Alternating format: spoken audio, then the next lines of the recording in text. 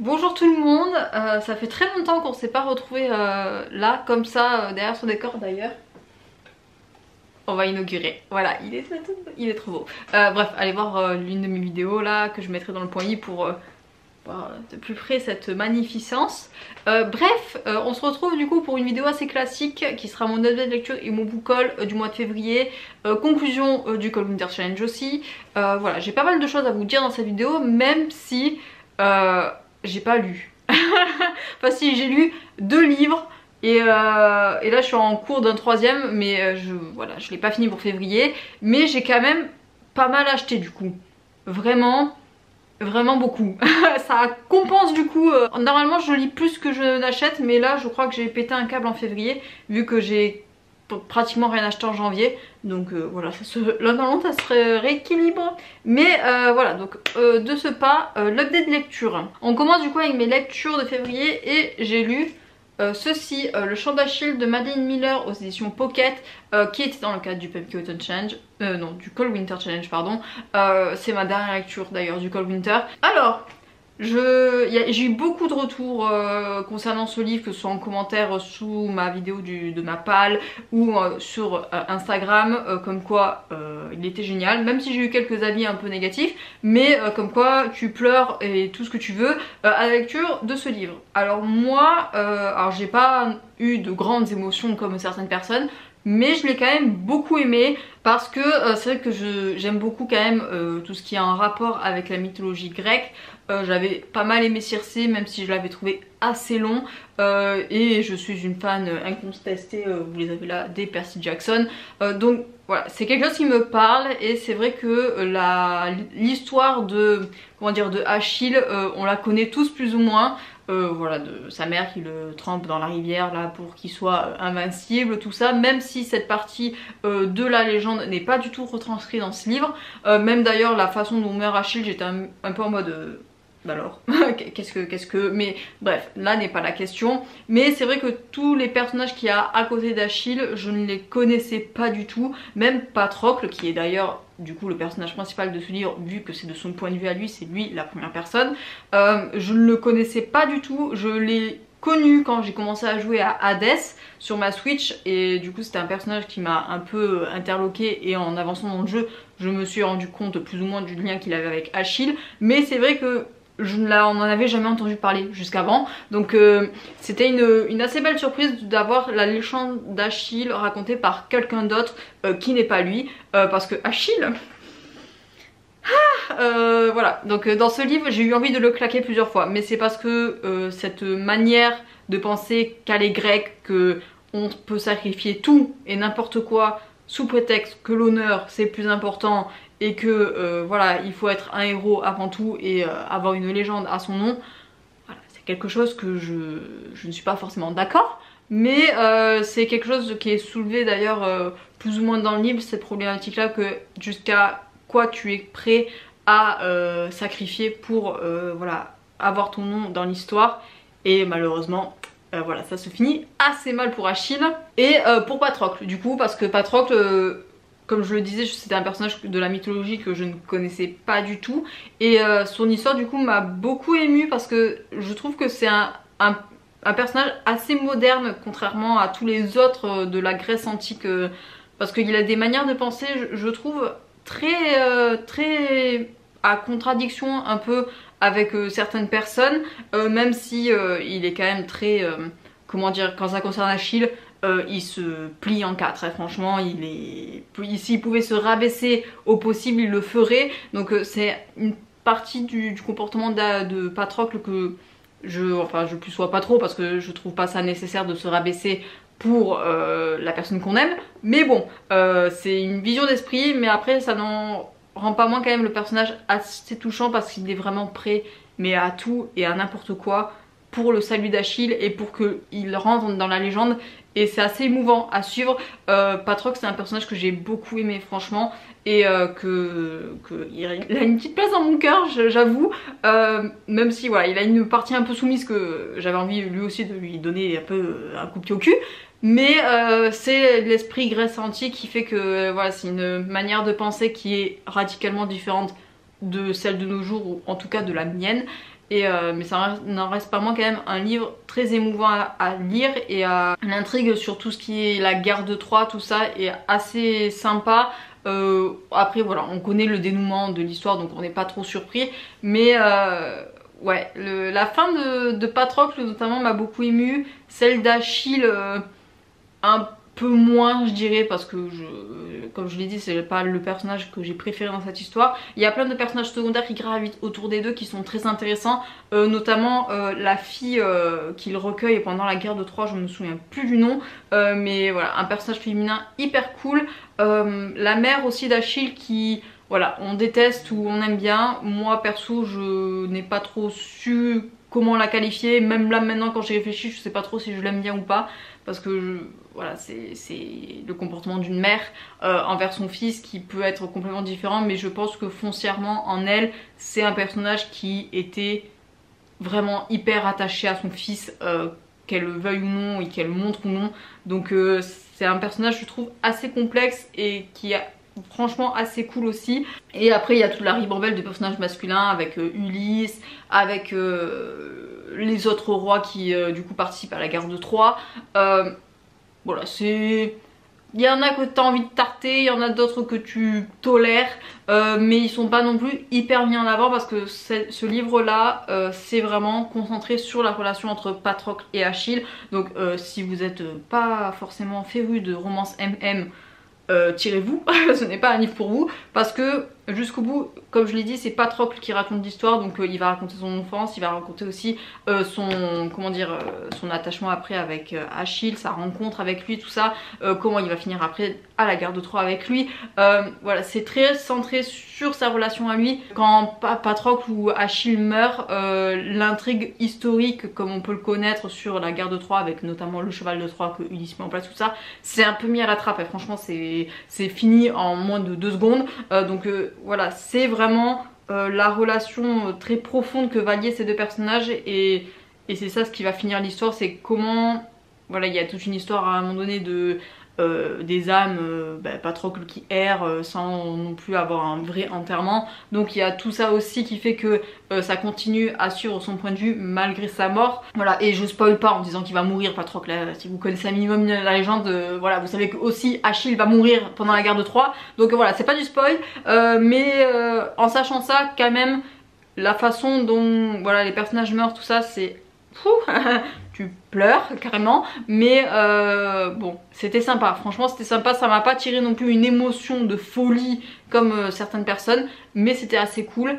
Ensuite, alors j'ai un petit bémol quand même, c'est, alors je sais pas si c'est la traduction qui veut ça, mais il y a une espèce de mélange des temps qui fait que ça sort des fois de son contexte, parce que des fois Patrocle s'exprime du coup au passé simple, à l'imparfait, tout ça, et d'un coup il va s'exprimer au présent. C'est un peu fouillis, j'ai l'impression. Alors je sais pas si c'est la traduction ou c'est pareil dans le livre original, j'en ai aucune idée. Mais ouais, c'est des... je sais pas, pour moi c'est des fautes un peu de style qui... voilà, me sortent un peu. C'est le seul bémol que j'ai à ce livre, sinon très très cool. Après voilà, ce n'est pas un coup de cœur comme pour certains, parce que... voilà, ce n'est pas le style de livre qui m'émeut plus que ça, mais voilà, la relation en tout cas entre les deux personnages principaux est très très belle. Si vous ne connaissez pas tant que ça la guerre de Troie, bon c'est pas là que vous allez avoir beaucoup de renseignements sur la guerre de Troie, mais voilà, si ça vous intéresse un minimum, tout ce qui est relations grecques, tout ça, c'est assez sympa à suivre. Voilà, vous avez le chant d'Achille et Circé de la même auteur, donc franchement vous pouvez switcher entre les deux, ils sont très sympas à lire si vous êtes passionné de mythologie grecque. Ensuite, ma dernière lecture de février, c'est ceci, vous l'avez vu passer dans ma dernière vidéo. J'ai lu le dernier tome de la saga Zombie Millennium, le 6ème, qui se nomme Sabbat Grande Derby de Arthur Depin aux éditions Dupuis. Bah écoutez, très très cool. Franchement, je vais pas me répéter de plus que ce que j'ai dit dans ma précédente vidéo, parce que ça serait dire pour rien. Mais en résumé, c'était très très cool à suivre. Une très très belle fin de saga, même si à mon sens ça méritait peut-être 1 ou 2 pages de plus. Je l'ai trouvé vraiment abrupt. Après je comprends, parce qu'à un moment donné c'est la fin, il faut finir. Mais ouais, je sais pas. Peut-être certains personnages qui ne sont plus mis en avant et qu'on a un peu laissé de côté. Je sais pas trop. Mais ouais, c'est le petit ressentiment que j'ai.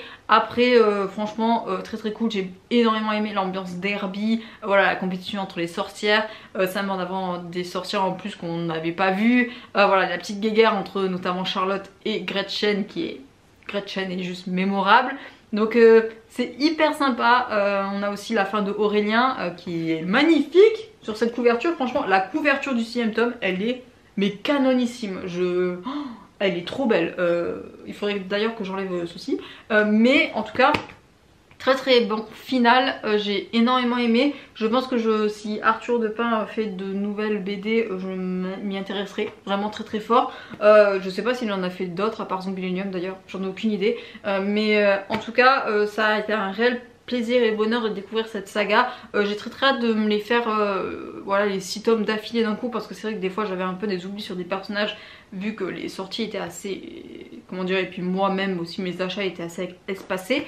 Mais franchement il est de toute beauté. Foncez-y si vous n'avez pas encore découvert Zombilenium. Vous avez aussi le film qui est assez sympa de mémoire, ça fait un petit moment que je l'ai pas lu mais c'est le film en tout cas qui m'a donné envie de découvrir la BD et l'œuvre originale d'Arthur de Pin.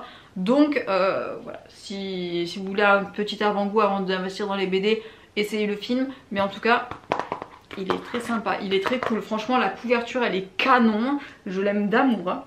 J'ai limite envie de l'afficher quelque part parce que je la trouve vraiment bien hein. Oh là là. Donc bref, très très bonne fin pour Zombilenium. Et voilà, je me les relirai les 6 dans un petit moment. Mais en tout cas c'est une saga, je pense qu'il restera très très longtemps dans ma bibliothèque.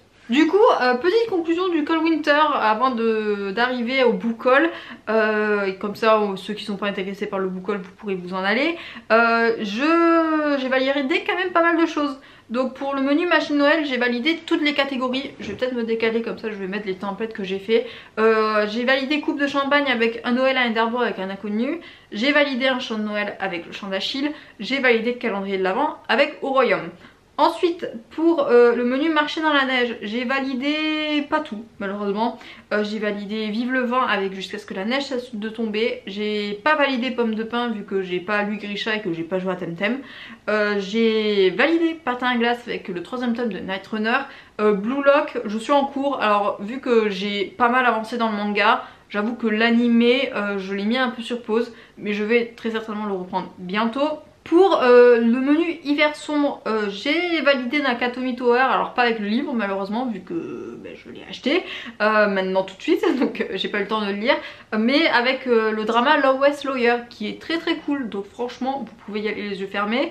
Alors j'ai pas validé Fantôme des Noëls de passé, mais je suis actuellement en train de regarder Tomorrow qui est l'autre drama que j'avais mis du coup pour le Cold Winter et qui est génial. Alors on finit au bout de notre vie à chaque épisode, je chiale ma race, mais c'est trop bien. Alors il faut avoir une santé mentale sacrément accrochée pour regarder Tomorrow. Voilà, si vous n'allez pas forcément bien dans votre vie, c'est pas le moment de regarder Tomorrow parce que ça parle de suicide. Donc non, ne regardez pas Tomorrow si ça va pas pour vous. Mais si voilà, vous voulez découvrir Tomorrow et que tout va bien dans votre vie et que vous êtes bien dans vos bottes, franchement allez-y. Mais je mets de gros warnings parce que c'est une série, un drama vraiment archi dur hein, donc, mais c'est hyper sympa franchement, c'est les thématiques abordées, les acteurs, tout est géniaux, donc allez-y si ça va. Et ensuite pour Nuit du Solstice, j'ai validé avec le 5ème tome de Zombilenium. J'ai toujours pas commencé Chainsaw Man parce que j'ai peur en fait et que j'ai pas le temps. J'ai pas l'envie, j'ai pas le temps, donc mais il faudrait vraiment que je le commence vu qu'apparemment c'est de la bombe atomique, mais il faut juste que je trouve le temps. Et pour le dernier menu Yule, alors j'ai fait un remaniement sur le menu au coin du feu parce que, alors Given du coup n'est pas sorti actuellement, il sort bientôt la semaine prochaine si je dis pas de bêtises vu que la maison d'édition a commencé à communiquer là-dessus. Donc je n'ai pas pu le valider, mais du coup je l'ai remplacé par Sasaki Miyano que j'ai lu en janvier si je dis pas de bêtises, qui est du même style que Given. Donc voilà, je triche un peu mais je valide mes catégories comme je le veux. Pour Boku no Stray Dog, j'avais recommencé la 3ème saison, mais Dazai se fait attendre. Donc alors s'il faut, peut-être qu'il est arrivé entre temps et que du coup ça va me pousser à regarder. Mais c'est vrai que les deux personnages qui étaient mis en avant pour les 3, je crois que j'ai regardé les 4 ou les 5 premiers épisodes, voilà, ça me voilà, sans plus. Donc j'attendais Dazai et je crois que je pense du moins qu'il est arrivé là actuellement. Donc je vais peut-être recommencer à le regarder. Pour la catégorie danse de la fée dragée, je suis en train de lire en fait les Sao Gentilhomme. Donc voilà, c'est en train, donc c'est à moitié validé. The Witcher, vu qu'il y a Hogwarts Legacy qui est sorti, j'ai mis en pause The Witcher en fait, carrément. Je suis à fond sur Hogwarts Legacy, donc alors, je pense qu'il peut valider la catégorie, mais je l'ai quand même pas fini, donc voilà, cette catégorie est vide. Pour Iceberg, j'ai lu Citadin de demain, oui c'est ça, le premier tome de Capitale du Nord. Je suis encore en train de jouer à Hades, je l'ai pas fini, il faudrait vraiment que je prenne le temps de le finir, c'est pas possible, mais en tout cas la catégorie est validée. Pareil pour la dernière, Reine des Neiges, avec le 13e tome de Fullmetal Alchemist et The Crown, j'ai tout lu et j'ai tout regardé. Donc c'est parti, je suis assez contente quand même, il me reste que 2 catégories vides si j'ai pas de bêtises. 2, non 3 catégories vides. Ça va, il y a pire. Il y a pire. Donc je suis hyper contente de mon Cold Winter. Alors j'ai filouté vu que j'ai mélangé tout ce qui est comment dire, séries, jeux, tout ça, alors que normalement, enfin elle le dit pas trop dans sa vidéo de présentation parce que elle parle vraiment de livres tout ça, mais je fais un peu comme Guimauve dans le Pumpkin Ocean Challenge, je filoute et puis c'est tout et ça me va très bien. Donc je suis hyper contente de cette édition du Cold Winter Challenge. J'espère que vous aussi, que vous avez rempli tous les objectifs que vous vous êtes fixés, et si c'est pas le cas, tant pis, de toute manière c'est pas grave, c'est qu'un challenge de lecture, ce n'est pas la mer à boire, donc l'essentiel c'est qu'on ait passé tous un bon moment de lecture, et puis c'est tout. Donc franchement très contente de cette édition et je remettrai le couvert l'année prochaine si voilà, pareil si les catégories m'inspirent comme cette édition là. Et puis voilà, donc à bientôt pour la prochaine édition. Ensuite on va passer à la partie book haul. Alors rapidement vraiment parce que viens d'en parler, je me suis acheté du coup le dernier tome de Zombilenium. Il était là, voilà, il était là dans la Fnac, je me suis dit pourquoi pas, comme ça au moins je finis la saga une bonne fois pour toutes. Mais en tout cas je me suis acheté du coup le dernier tome de Zombilenium. Ensuite je me suis acheté, là aussi je vais y passer vite fait, le 5e tome de The Witcher, le baptême de feu de Andrzej Sapkowski aux éditions Bragelonne. C'est juste les nouvelles éditions en fait, que je trouve d'une magnificence là aussi de toute beauté.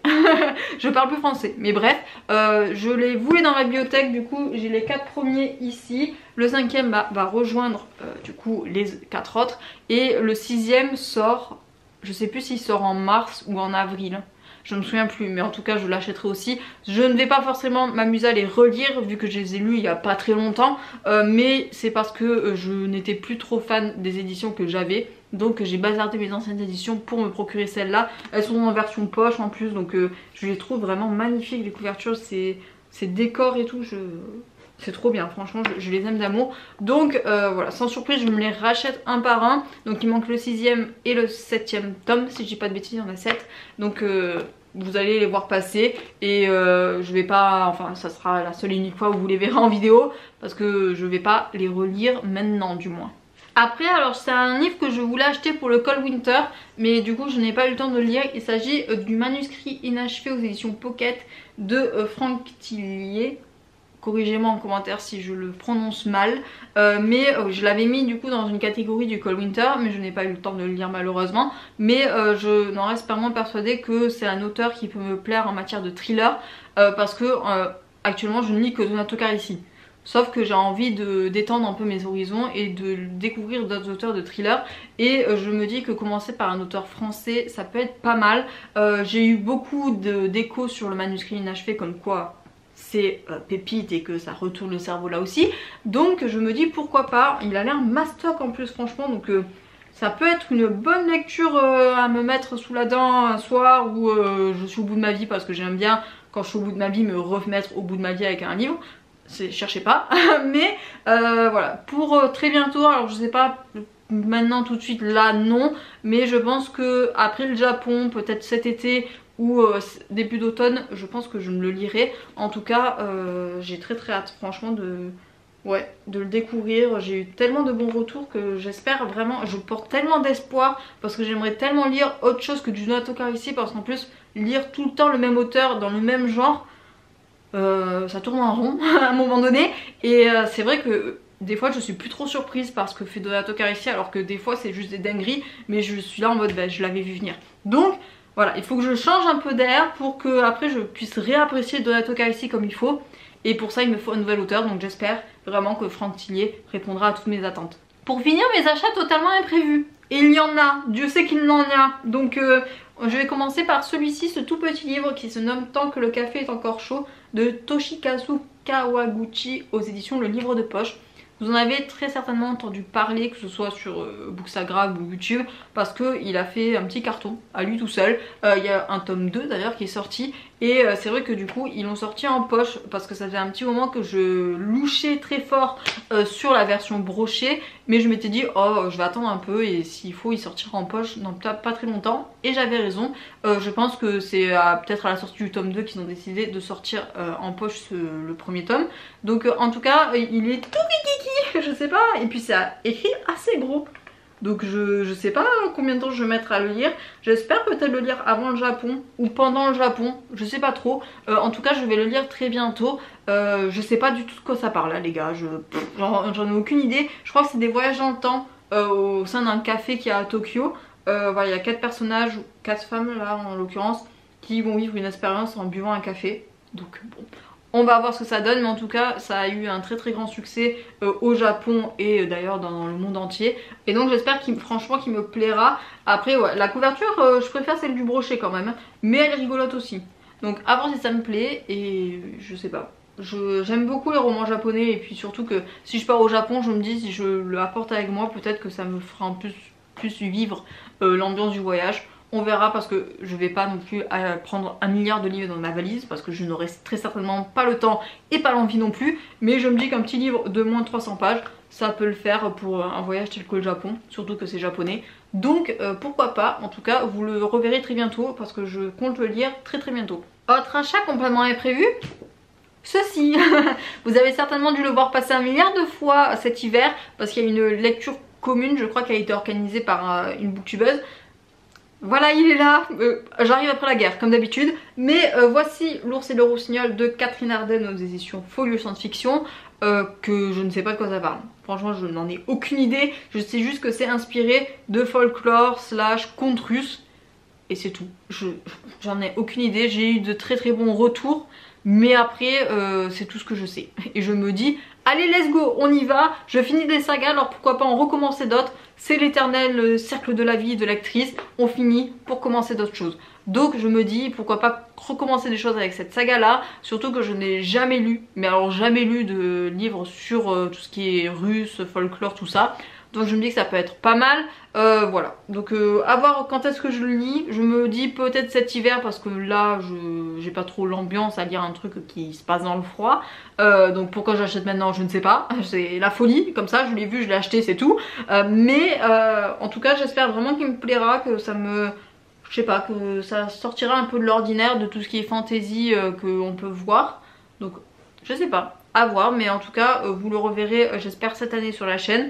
Mais il restera dans ma palle jusqu'à ce que je le lise en tout cas, mais je pense que je lirai quand même avant le Cold Winter, peut-être pour mettre le tome 2 ou le tome 3 dans le Cold Winter de l'année prochaine, je sais pas trop, bref. Mais en tout cas il est là, et la couverture elle est vraiment trop belle. J'adore les choses bleues comme ça hiver, elle est trop belle, elle est trop canon. Donc j'espère très fort que ça me plaira, et je vous en reparlerai bientôt. De plus, qu'est-ce que je me suis acheté? Je vous l'avais dit dans une vidéo que j'allais tous me les acheter. Je vous présente du coup Hidamariga Kikoelu, Entends-tu le chant du soleil, l'édition limite. Voilà, qui est la 2e saga de Hidamariga Kikoelu, qui est trop cool. Je l'ai pas lu, mais je sais que c'est trop cool parce que je les ai lus en anglais. Donc c'est de Fumino Yuki aux éditions Anna Collection. Il y a le tome 6 du coup, qui est une 3e saga qui va sortir bientôt. Donc j'ai trop hâte, franchement je vais me l'acheter, ça va être trop bien. Mais voilà, je suis hyper contente de me les avoir achetés parce que j'adore cette saga. Elle parle de tellement de choses, de tellement de problèmes qu'on peut avoir quand on a cet âge là, quand on a ce genre d'handicap là. Ça sort tellement de l'ordinaire. Non mais cette couverture, regardez-moi ça, elle est juste trop belle. Franchement non mais on peut tomber qu'amoureux de ce genre de livre. Donc franchement c'est hyper bien à suivre. Alors je me souviens plus trop de ce qui se passe dans ces 3 tomes là, j'ai la trame principale mais c'est tout. Et puis en plus je l'ai lu en anglais, donc s'il faut il y a des choses que je n'ai pas forcément compris de A à Z. Donc on verra ma relecture en français. Mais voilà, Taichi et Kohei ils sont géniaux. Ils sont tellement attachants et sensibles et vrais. Et ça prend au tripes quoi. Je pleure moi quand je les vois. Donc j'ai trop hâte vraiment de lire du coup les limites et de m'acheter le prochain tome qui sort du coup la semaine prochaine je crois. Et voilà, donc en tout cas vous les verrez certainement dans le prochain update lecture. Je sais pas d'ailleurs comment je vais m'organiser pour l'update lecture du mois de mars, vu qu'en avril je serai au Japon. Donc je vais pas les tourner en avance, donc s'il faut, je sais pas trop quand est-ce que vous allez les revoir en fait. Mais ils sont là, ils sont tout beaux. J'adore les couvertures, j'adore l'histoire, j'adore tout. J'adore tellement tout. Donc franchement, c'est génial.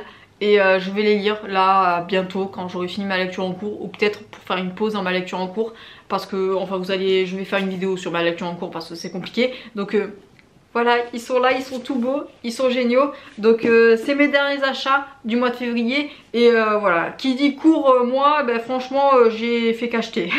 J'ai pas beaucoup lu malheureusement. Mais voilà, si mes achats ils sont trop beaux. Franchement il fallait que je vous les montre. Donc voilà, je suis trop contente. Ça va être tout pour cette vidéo, j'espère que ça vous aura plu. Voilà, moi je me suis régalée à vous présenter surtout mes achats. Mes achats ils sont tellement beaux, ils sont tellement géniaux que voilà, c'est de toute beauté. Pour mes lectures, comme vous l'avez vu, ça a été un mois vraiment assez vide. J'ai beaucoup de mal en fait à me remettre à lire. De toute manière j'en parlerai dans ma vidéo, alors peut-être pas de la semaine prochaine mais celle d'après. On verra comment je m'organise, mais c'est vrai que je suis pas dans un mood de lecture en ce moment. Et je pense que c'est en grande partie parce que je suis en train de finir l'organisation du Japon et que j'ai la tête qu'à ça. Je fais que ça. Donc si je fais pas ça, eh ben, je pense qu'à ça. Donc c'est assez compliqué de se concentrer pour lire. Donc bon, voilà actuellement où j'en suis. J'espère que ça vous aura plu. J'espère que le Winter Challenge s'est bien passé pour vous. N'hésitez pas à me partager votre bilan. N'hésitez pas à me parler de vos lectures de février et de vos achats de février. Parce que j'espère du très profond de mon âme que je suis pas la seule à avoir pété un câble. Même si j'ai vu certaines vidéos où les gens qui achètent, mais je sais pas combien de livres, mais... En fait leur maison est faite en livres. J'arrive pas à comprendre comment c'est possible sinon. Je sais pas, j'en sais rien. Bref, donc j'espère que tout va bien dans vos vies. Prenez soin de vous et de votre santé, c'est le plus important. Sur ce, je vais vous laisser. Je vous souhaite à tous un très bon week-end, une très belle soirée, une très belle journée, ainsi de suite. Et bien avant, d'excellentes lectures. Bye bye.